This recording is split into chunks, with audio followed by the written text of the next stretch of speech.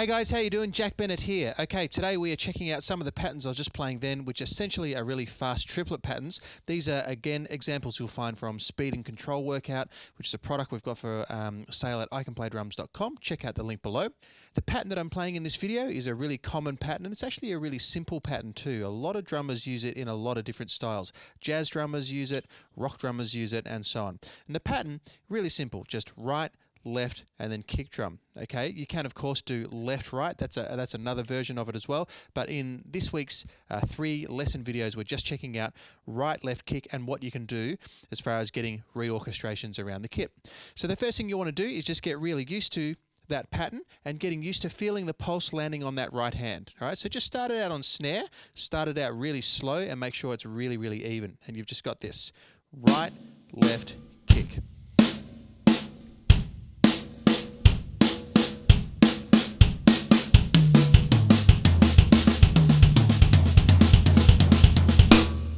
Okay, so as you heard there, I started moving the right hand around the kit. There's different ways that you can play it as far as dynamics. You can play all of the notes accented, like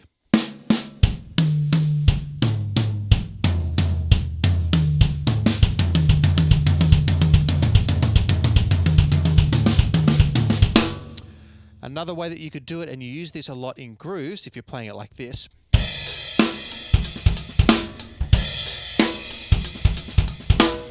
is to kind of ghost the second note, which is that left hand. All right, and you could use that in a fill as well. And then instead of sounding more like this,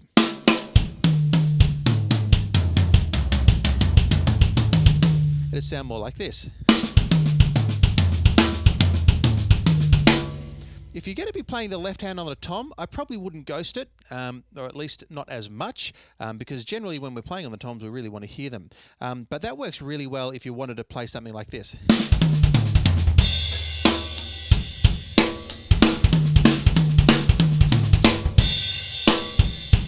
Okay, so that is using just right, left, kick. All right, really, really simple pattern. You can get a lot of speed on it.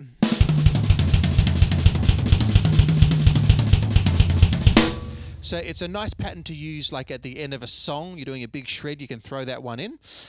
So let's just check out, really simple, just going.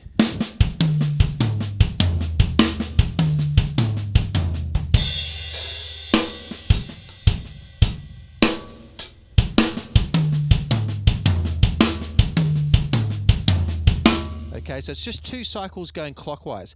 Now, as you do this pattern, especially when you speed it up, as with all patterns, you want to practice it at a variety of tempos, and you want to practice it with a metronome. And most metronomes, whether you're using an actual metronome, like I've got a Dr. Beat 88, and I've got a Tama one there as well, or most people are using an app on their phone, you've got subdivisions. So you'll probably want to put the triplet subdivision on, because that will really help identify when you're hearing da da da da da da da da da da da da. That'll help identify for you if you've got any tendencies to sort of fall out of the grid as far as 3 perfectly spaced triplets. Triplets can be hard, especially when you're playing them between different limbs. It's one thing to play it just alternating between the hands, but as soon as you start alternating between the hands and the feet, you could even do it with the left foot.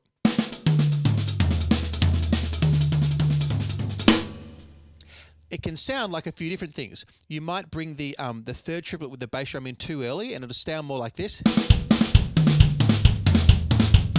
You know, it's almost like you're going 1 EN, 2 EN, 3 EN, 4 EN, which is actually 2 16th and an 8th. It's got nothing to do with triplets. Or it might come in late, something like. Again, it's not perfectly 1 E, a 2 E. It's not da da da da da. It's not that rhythm. It's just kind of not anything.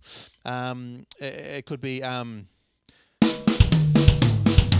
You know, all these things that basically at the end of the day are not triplets. It needs to be perfectly subdivided. 1 and 2 and 3 and 4 and 1. So be really, really accurate and particular about how you sound. And if you can record yourself and listen back to it, that's a really great idea. Just get your smartphone out, chuck it on the music stand or wherever, table or whatever, hit record, and spend time listening to yourself. Okay, listen to your practice sessions. I always record gigs. Well, I often record gigs, and then I just listen to the gig on the way home and analyze my own playing. What sounded good, what didn't. Okay, so definitely use that. That's a good feedback tool for you. All right. First fill that we're going to use is this. can see I'm accenting the right more than the left, so it's got some internal dynamics in there, some louds and softs, some light and shade. And you could do that maybe practice going from a groove into the fill, all right? So getting that transition from getting out of the groove into the fill, and then out of the fill back into the groove, and making sure you're not speeding up or slowing down as you do that. So you might want to go something like this.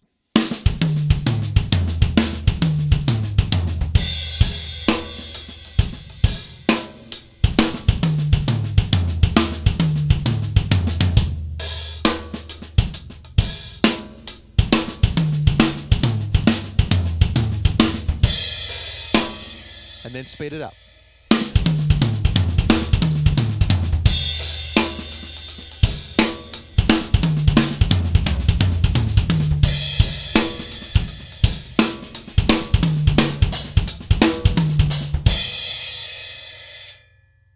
There you go, that's a really cool exercise. If you're interested in more patterns like this, click the link below. Check out Speed and Control Workout. We have an entire package on this stuff, but that's a good little sample lesson there. Hope you enjoyed it. Check out the next 2 lessons this week for more advanced versions on the same pattern. Right, left, kick.